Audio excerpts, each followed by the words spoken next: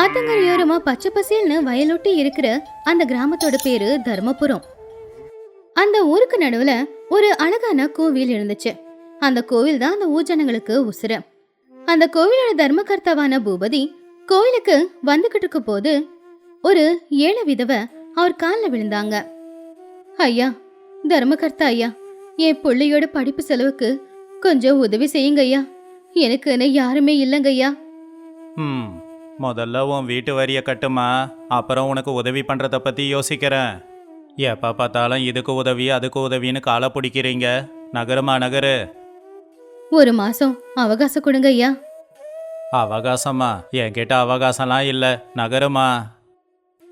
அப்படின்னு மனசாட்சி இல்லாம அந்த அம்மாவை தள்ளிவிட்டு பூபதி பந்தாவா கோவிலுக்குள்ள நடந்து போனா.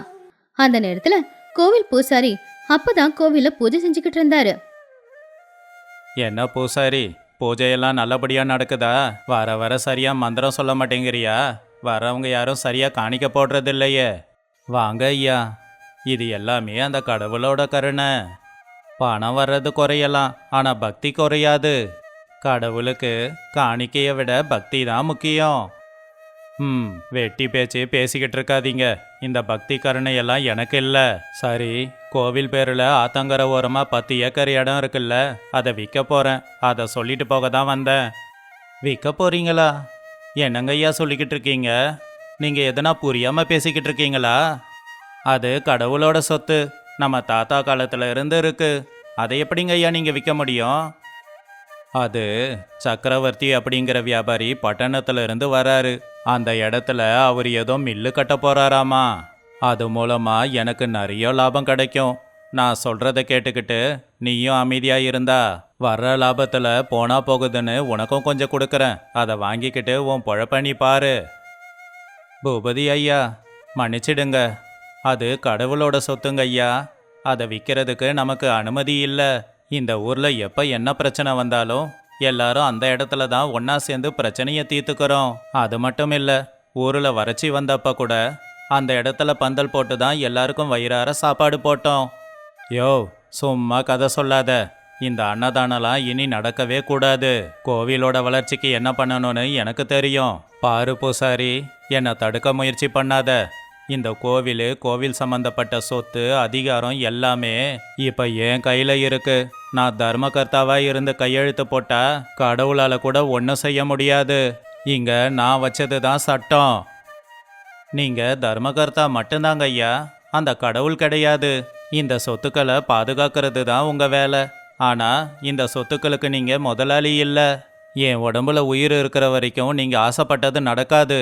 கடவுளோட சொத்துக்கு ஆசைப்பட்டவன் எப்பவுமே நல்லா இருந்ததா இது வரைக்கும் சரித்திரமே கிடையாதுங்க. நீ இல்லடா, அந்த கடவுளே குறுக்க வந்தாலும் இந்த இடத்த நான் விற்க தான் போறேன். எனக்கு லாபம் வரத்தான் போகுது. உன் பூசாரி வேலை போகாம நீ காப்பாத்திக்கோ. அப்படின்னு பூபதி ரொம்பவும் திமிரா பேசி அந்த கோவிலோட கோபுரத்தை பார்த்து சிரிச்சுக்கிட்டே அங்கிருந்து போயிட்டான். இத பார்த்துக்கிட்டு இருந்த பூசாரி என்ன பண்றதுன்னு தெரியாம சாமி சிலைய பார்த்தாரு. பூசாரி வீட்டுக்கு போய் இந்த விஷயத்த மனைவி சாரதா கிட்ட சொன்னாரு. அதை கேட்ட சாரதாவும் ஷாக் ஆனாங்க. ஏங்க, அந்த பூபதி ரொம்ப மோசமானவன். அவன் என்ன வேணும்னாலும் செய்வாங்க. நமக்கு இருக்கிறது இந்த பூசாரி தொழில் ஒண்ணு மட்டும்தான். இதுவும் போச்சுன்னா அதுக்கப்புறம் நம்ம வாழ்க்கை என்ன ஆகுறது? பயப்படாத சாரதா, நம்மள படைச்சது அந்த கடவுள் தான், இந்த பூபதி கிடையாது. கடவுள் நினைச்சாதான் நம்ம வாழ்க்கையில மாற்றம் வரும். இவனால எதுவும் வராது. ஆனா அவரு மிரட்டினதை பார்த்தா நம்மள இந்த வீட்டை விட்டு காலி பண்ண சொன்னா நம்ம எங்க போறது? இதுவும் கோவில் இடம் தானே. நம்ம பிள்ளை பட்டணத்துல படிச்சுக்கிட்டு இருக்கான். அவனுக்கு கூட நம்மளால பணம் அனுப்ப முடியாம போயிடுமே. இந்த உடம்புல இருக்கிற உயிரே நமக்கு சொந்தம் இல்ல.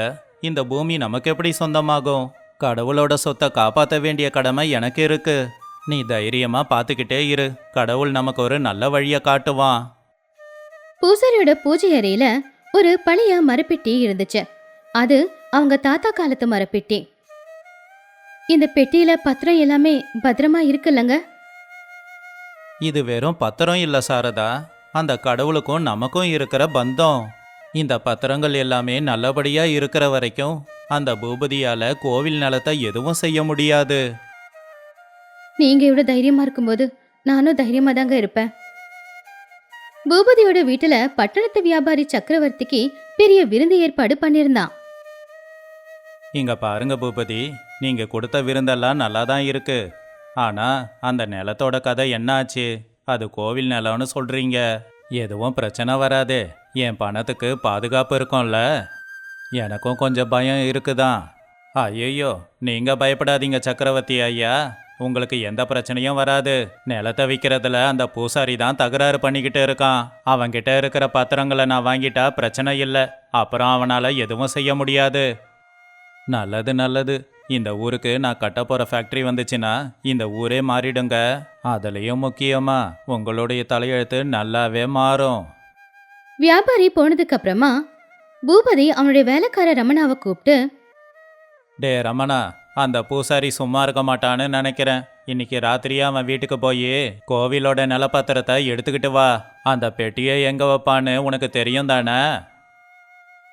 என்னடா ஏதோ தயங்குற மாதிரி இருக்கு, செய்வியா மாட்டியா? ஐயா, என்னை விட்டுடுங்க ஐயா. அது கோவில் சொத்து. அதெல்லாம் கை வச்சா அந்த கடவுள் என்ன சும்மா விட மாட்டாரு. என்னடா, உன் பொண்ணு கல்யாணத்துக்கு என்கிட்ட கடன் வாங்கினியே, மறந்து போச்சா? நான் சொன்னதை மட்டும் நீ செய்யல, அப்புறம் உன்னோட பொண்ணை என் வயலுக்கு வந்து கூலி வேலை செய்ய சொல்லுவேன். ஐயோ, அப்படி எதுவும் செஞ்சிடாதீங்க ஐயா. நீங்க சொல்றத நான் செய்யறேன். அன்னைக்கு ராத்திரி நேரம் ரமணா விருப்பமே இல்லாம அடிமேல அடி எடுத்து வச்சு பூசாரியோட வீட்டு சுவர பின்னாடியில இருந்து எகிரி குதிச்சான். அப்ப பூசாரியும் மனைவியும் தூங்கிக்கிட்டு இருந்தாங்க. அவங்க 2 பேரும் நல்லா தூங்குறாங்க அப்படிங்கறத தெரிஞ்சுக்கிட்டு ரமணா வீட்டுக்குள்ள வந்தான். அப்ப பூஜை அறையில இருக்கிற அந்த மரப்பெட்டி அவனுடைய பார்வையில பட்டுச்சு. சாமி, என்னை மன்னிச்சிடு. இந்த பாவத்தை நான் செய்யல, என் முதலாளி தான் செய்யறான். என் பொண்ணுக்காகத்தான் இந்த பாவத்தை நான் செஞ்சுக்கிட்டு இருக்கேன். கை நடுக்கத்தோடவே ரமணா அந்த பெட்டியை திறக்க போனான். அது பக்கத்துல போன உடனே அந்த பெட்டிக்கும் செவருக்கும் நடுவுல இருக்கிற சந்தில இருந்து புஷ்ன்னு ஒரு சத்தம் பயங்கரமா கேட்டுச்சு. அந்த சந்தில இருந்து பெரிய நல்ல பாம்பு, கிட்டத்தட்ட மனுஷனோட உயரத்துல இருக்கும். அந்த பாம்பு வெளியில வந்து அவனை எட்டி பார்த்துச்சு. அதோட கண்ணு அந்த இருட்டுல கண்ணாடி மாதிரி ஜொலிச்சுக்கிட்டு இருந்துச்சு. அது கோவமா படையெடுத்து அவனை பார்த்துக்கிட்டு இருந்துச்சு. ஐயோ பாம்பு! சாமி, ஐயா சிவனே! ரமணா பயந்து போய் அந்த பெட்டிய அங்கேயே வச்சுட்டு வெளியில ஓடி வந்துட்டான். செவிரேறி குதிச்சு எப்படி வந்தானோ அதே பயத்தோட அவன் மறுபடியும் அங்கிருந்து திரும்ப போயிட்டான்.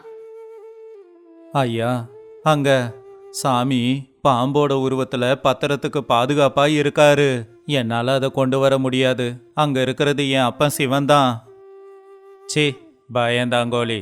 ஒரு பாம்பை பார்த்து பயந்து ஓடி வந்துட்டியா? அந்த பாம்பை அந்த பூசாரி வளர்க்குறான் போல. ஐயா, நீங்க தெரியாம பேசுறீங்க ஐயா. அது வளர்ப்பு பாம்பு இல்ல, அது உண்மையிலேயே கடவுள் தாங்க. படம் எடுத்தப்போ பட்டை தெரிஞ்சுதே. ஐயோ, அதோட கண்ணு! நிப்பாட்டுடா. அந்த பத்திரம் இன்னைக்கே எனக்கு வேணும். அந்த பூசாரிய ஒரு கை பார்க்கறேன். நீயும் என் கூடவே வரணும். அப்படி அந்த பாம்பு என்ன பண்ணுதுன்னு நான் பார்க்கறேன். அப்படின்னு சொல்லி அடுத்த நாள் காலையில பூபதி ரமணனை கையை பிடிச்சு இழுத்துக்கிட்டு கோவிலுக்கு நேரா வந்தான். அதுக்குள்ள பூசாரி எழுந்திருச்சு கோவில்ல அபிஷேகமும் செஞ்சுக்கிட்டு இருந்தாரு. பூபதி வரும்போது செருப்பு கூட கோவில் வாசல்ல விடாம கோவிலுக்குள்ள போட்டுக்கிட்டு வந்தான். எங்கடா இருக்கு அந்த பத்திரம்? என்ன இழிச்ச வாயன்னு நினைச்சுக்கிட்டு இருக்கியா? நீயும் உன் பாம்பும் சேர்ந்து பூபதியை தடுக்க முடியும்னு நினைக்கிறீங்களா? பத்திரம் எங்க சொல்லு. பூபதி ஐயா, இது கோவில். உங்க செருப்பை வெளியில விட்டுட்டு வாங்க. பொறுமையா பேசுங்க. அந்த பத்திரம் கோவில் சம்பந்தப்பட்டது. அது என் வீட்டுல கடவுளோட காலடியில இருக்கு.